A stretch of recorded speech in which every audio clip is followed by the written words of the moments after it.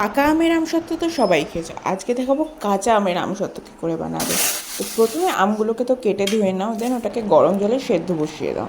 স্কিনে দেখতেই পাচ্ছ পুরো লাল লাল মতন ভাবটা হয়ে যাবে আমগুলো, দেন ওটাকে ছাঁকনিতে ছেঁকে পুরো জলটাকে বার করে দিতে হবে। তারপর ওই আমগুলো একটা কড়াইতে দিয়ে নাড়াতে থাকো। তারপর ওর মধ্যে চিনি আর বিট লবণ দেবে, তোমাদের আম কতটা টক সেই বুঝিটা দিতে হবে, কারণ আমাদের এই গাছের আমটা কিন্তু প্রচণ্ড টক। তারপর ততক্ষণ নাড়াতে হবে যতক্ষণ ওটা প্রায় অর্ধেক হয়ে যাচ্ছে এবং ঘন হয়ে যাচ্ছে। তারপর 4 দিন মতন ওটাকে রোদ্রে রাখা হচ্ছে। দেখো অলরেডি কিন্তু থালা থেকে ছেড়ে এসে, থালায় যখন ঢেলে রোদ্দুরে দেবে তখন কিন্তু থালাতে একটু তেল লাগিয়ে নিও, নইলে কিন্তু ওরকম যেভাবে স্কিনে দেখছো উঠে আসে এরকম উঠে আসবে না।